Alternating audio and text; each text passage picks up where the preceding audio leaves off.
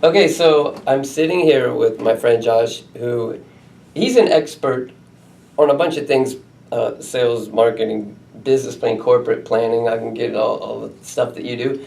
Obviously, we have an event every year in December called Plan the Attack, which is coming up. I'm learning things about planning myself right now from him, and I just had asked him if we could just flip on the camera. He's like literally got notes that I was learning some stuff from still on here. Down, yeah. So even though we do look camera ready, just as it is, we just decided to. We were just kind of talking about some things that like, we thought this would be helpful to a lot of people as we're getting close to the end of the year. Just for brainstorming what we're talking about here. We're like, let's just roll the camera and like these are my entire notes right here.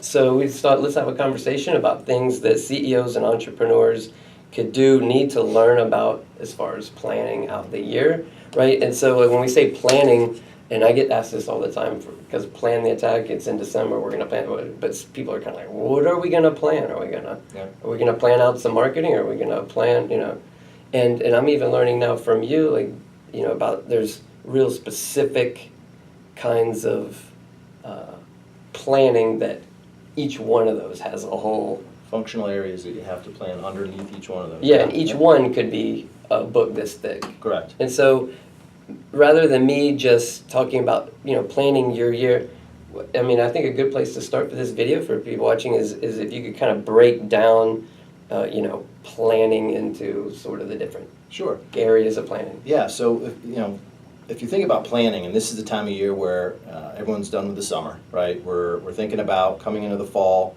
and fiscal year planning starts now. And this is when a CEO, sales leader, marketing leader, product leader, head of HR, whatever that might be, is thinking to themselves, okay, how am I going to be successful next year and make my number?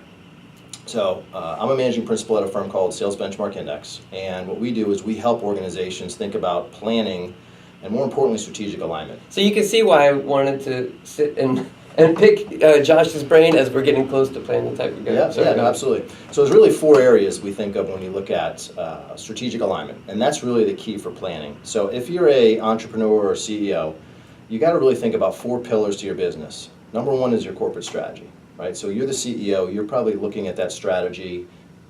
You're looking at then as you think about markets and products and services, it's a product strategy.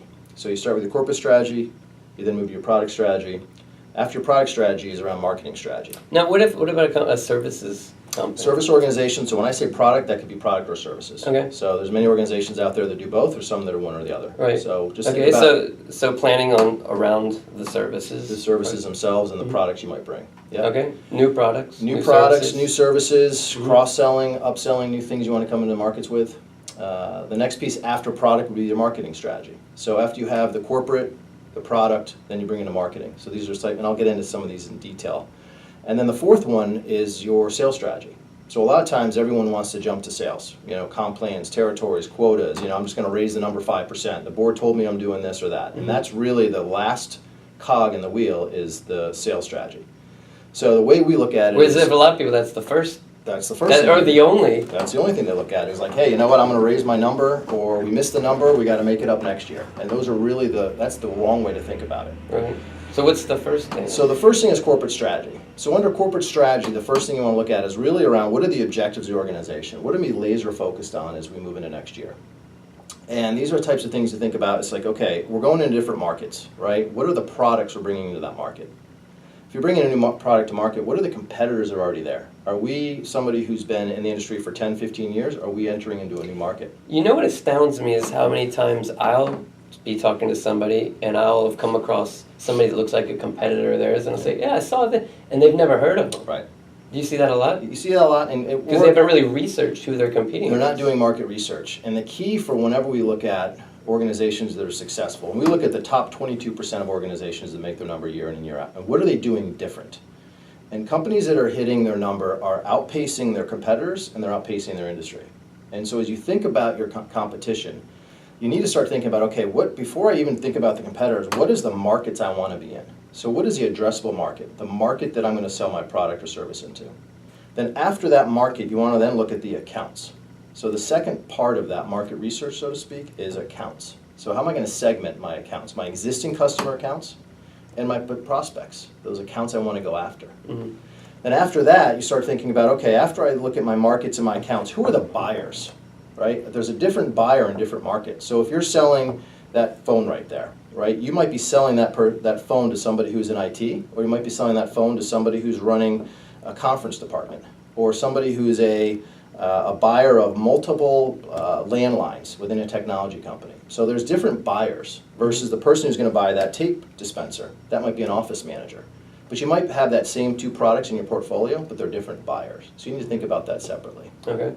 So those are the types of things you want to think about as you look at your corporate strategy moving forward. Okay. Now, below that, when we were talking before we started rolling the camera, you were, I guess you covered a lot of stuff, new markets, competitors. Yep. Any other little nuances within those categories that you see people overlook? Now, I think when they don't take a look at their overall corporate strategy, what they'll start to do is just jump ahead to their product strategy. Or what will happen a lot of times, and this resonates with a lot of CEOs, is it's in their head, right? My strategy is in my head. Okay. I'm the CEO. Everyone should know what I want to do or what I'm going to go do next year. They don't write it down.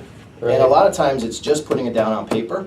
But once you put it down on paper, it's actually sharing it with the rest of the team, the leadership team, and then the folks that work in your organization. Yeah, so, it's like if CEO's watching this right now, if we were to pop into your office and just pull somebody to the side and say, tell me about your plan and the these different categories. Right. Or they plan what? Yeah, or let me go and ask one of their employees. If I ask one of your employees, what's your corporate strategy? Could they answer the question? I bet you most of them can't.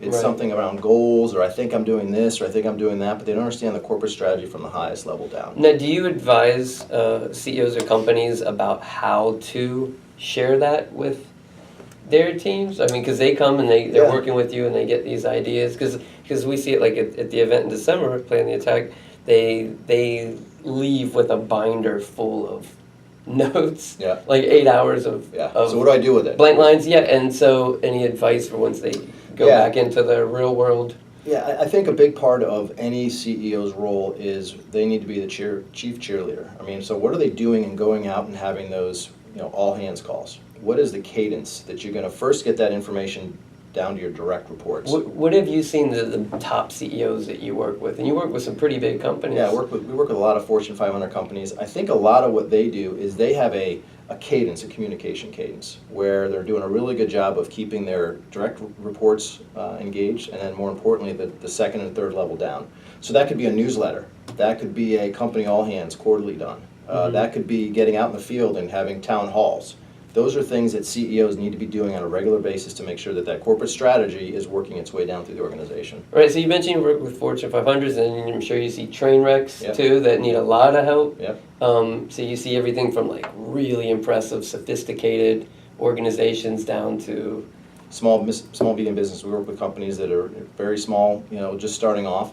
And a lot of those CEOs have multiple hats, right? So it's even more important, and sometimes it's easier just to bring your team that might be smaller together and having a picnic or bringing a group of people together and having a town hall or that meeting. You can still do the same type of cadence, but it's just on a smaller scale. Right. So how do you break that apart? I think you mentioned before that you've kind of categorized the different levels of maturity of organizations. And we have people watching this that are north of 100 million, and we have an army of one, the business is them. But how do you break up like the different levels, I guess, of maturity of an organization? So the way we think about it is really through 5 levels. And the first level is where you might have a corporate strategy. That's level 1. So a CEO, entrepreneur, somebody who founds a business, puts his corporate strategy together. That's level 1. Level 2 is where you bring your functional leaders, or you as a CEO, if it's a small company, come up with a product, sales, marketing strategy, right? So remember those 4 strategies: corporate, product, marketing, and sales. So you might have those 4 strategies written down, but they're sitting in someone's desk. They did them as part of the annual process. You talk about the binder. Everyone comes to a meeting. And it goes on the shelf. It goes on the shelf. So I get this binder, we spend a lot of times, and it goes back on the shelf, and nothing ever happens to it. That's level 2.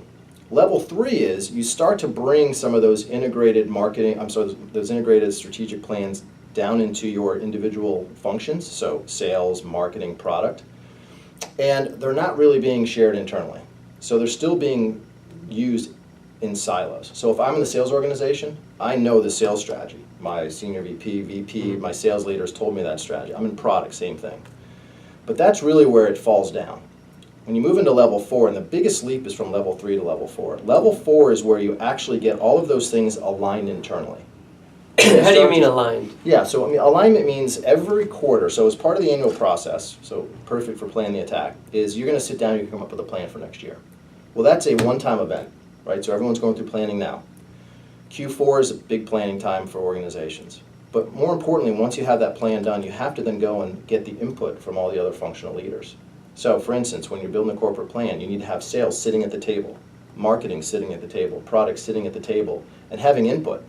And really looking at these ideas, because what's going to happen is as you're integrating and aligned, then when you go out to have those discussions with your sales people, they know what the product and the marketing strategies are. You gave me a good idea for the event, is having them right while we're all together in the meeting, scheduling those meetings. Yeah, I mean, it's key. Because it won't happen a lot of times if you don't. Well, it won't happen if you don't put it on the calendar. It won't happen if you don't make it a priority. What'll happen is you'll go through this exercise, you'll have the meeting, but more importantly, okay, you go off and you schedule that time in your calendar. But every quarter then, when you have a QBR, quarterly business review, everyone loves to have those meetings. What are you doing in those quarterly business reviews to update your strategy? So that's the most important piece. This is not a one and done event. Best practice organizations will take that strategy and they'll change it every 90 days if they need to, or they'll continue to maintain it as needed. So again, for instance, I'm bringing a new product to market. Let's use the phone for instance. And all of a sudden now I'm going to go to a video phone. And so after Q1, we're saying, hey, we're going to do a product launch of a video phone. Well, what are you doing for the market? Who is a buyer? What's the addressable market? How is sales going to be enabled by product? How is marketing going to run a campaign? And more importantly, how is sales going to sell that new video phone? It's something new in their tool bag. Yeah, they're all talking to each other. They're all talking. And that's what a level 4 organization does. They've got integrated internal communication around their different functional strategies. And there's one more? And there's 5. Okay. So everyone says, okay, great. How do I get from level 4 to level 5? Everyone's working together.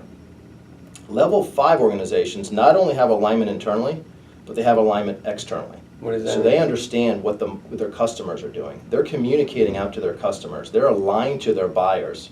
We call it the buyer's journey, right? So we've done research, and there's a lot of research out there that says, most buyers do almost 70% of the research when they're making a purchase prior to engaging with a sales rep. So for instance, when you're aligned strategically, you've got a voice of your customer. You understand the buyers. You understand where they're going through the process. How do you do that? Well, it's done through market research. It's done through win-loss. Okay, when you say market research, so say somebody says like, wow, we really don't know that much about our buyers. We know their addresses. Yeah. We know we have their contact info. Yeah, you've got their contact info. But how do you say somebody's watching this and is like, man, I really do need to do a little more research about who my buyers are and what they want and all this sort of stuff. Like, how do you? Yeah, there's a couple different ways. There's primary research and there's secondary research. Primary research where you go off and you do some customer interviews, or you go out in the field. You call your customers and say, hey, can I come out and interview you? Yeah, I mean, people do it all the time. What happens so many times is, organizations get into the cube or get into the office and they just put their blinders on and they don't remember what the customer wants to buy. And so that's why a best practice, and now an emerging best practice, where customer interviews, I capture that feedback. For an example, you lose a deal and you ask the sales rep, how do you lose that deal? And what do? They go into maybe their CRM system and they put in, we lost on price. And you pull a report and you say, we lost 10% of our deals on price. You didn't sell enough value. You didn't say, well, so it's, sales never says it's the product. I mean, they never say it's them or the relationship. Right, no, it's either it's the never product them. or the price, right? We're too high a price, the product didn't have the features that the customer wanted. What we see work really well for organizations is do win-loss calls. So when you lose a deal, you schedule a person who's not in sales. So it could be somebody in product, it could be somebody in marketing, it could be a third Ask party. them why they bought. Call into that client, and if you lost that deal with a prospect, find out why you lost. And you get insights. But systematically. Systematically. You pick. Ultimately, depending on how many deals you win and lose every So quarter. there's another takeaway is put that into your process. Put that into your cadence. I mean, there's so much value from having that conversation, because you might find out that your demo didn't work, or the fact that you took too long to get back to an RFP, or you took so much time and effort into working through T's and C's of a contract that people just said, you know what, you're too hard to do business with. But you wouldn't have got that unless you had a conversation. The sales guy goes in and puts his price. So that's the whole purpose of doing a win-loss. So when I talk about market research, it's really understanding, first of all, your markets, looking at your accounts, doing your primary research, and then there's also secondary research is where you're looking at third-party things that might be out there, lists, or you might be in an industry, or there might be some data that you can capture through that. Okay. So, when we were talking before we started rolling on this camera, you had mentioned something that would be a great 3-minute exercise. Do you remember what that was? I'm trying to. yeah, so what we were talking about before we jumped on the camera here was, think about, we call it CAC and LTV, customer acquisition cost and lifetime value. So a lot of times as a CEO or an entrepreneur or as a leader in an executive team, you have to look at strategy. And when I talk about strategy, it's the allocation of 3 things. It's people, time, and money. So as you think about going into your next fiscal year planning, where do you want to put the time and effort into people? Where do you want to put the time, and where are you going to make your investments? So one of the things we talk about is, what is the cost to acquire a company versus the lifetime value of when you bring that Cost to client. acquire, meaning advertising, marketing. It could be it's all the cost. So it's marketing, it's advertising, it's sales expense, it's everything you could think of in a line item. And you can do this at a selling organization, you can do it at a product size, you can do it as just to start as an overall number. So think about, here's an exercise. Get out your financial statements and look at all the costs you have and add those up. And then figure out, okay, once I get a customer, what is the lifetime value? So if you sell a 1-year contract for something, right? And if it's, you bring in a customer and they're $100,000 a cost to bring in that customer. And then you look at the lifetime value, and most of your deals are $3 million, let's say, right? So your CAC to LTV ratio is roughly 3 to 1. That's where you want to be, in that 3 to 5 to 1 range. But if you, for instance, cost you $100,000 to bring in a customer, and the lifetime value is $50,000, you're losing money. Okay. And you'd be surprised at how many people we sit down with and just say, hey guys, start out simple. Take all your costs and figure out the average lifetime value for your clients that you have in your portfolio, and see where you stack up. And then just say to yourself, okay, let's benchmark that against what best in class looks like. But more importantly, now I can look at it going forward, and if I want to make a decision of putting somebody in the field for outside sales versus putting somebody in inside sales, because the cost to hire somebody in inside sales is less than usually it is in the field. Or do I have an e-commerce where people don't even need to be touching the client? They can make an order over the web. I mean, a lot of people too, they don't really look at the bigger picture, the lifetime value. They maybe judge the expense of a marketing campaign on the immediate return. Correct. They send out the 50,000 things in the mail, and here's what it brought in, and then they do the math on those 2 things, but they really need to think about 8 months from now, 8 years from now. Yep. And right. How many customers they have, how long is that customer, and the average lifetime of that customer once we get them in the door.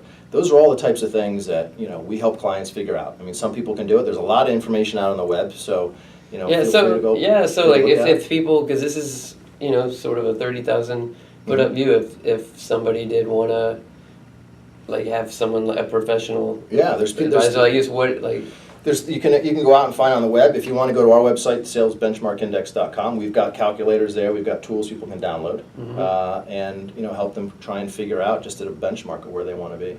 Cool. And we'll have the fancy computer people maybe put that link on the website, so you can have it there. Yeah.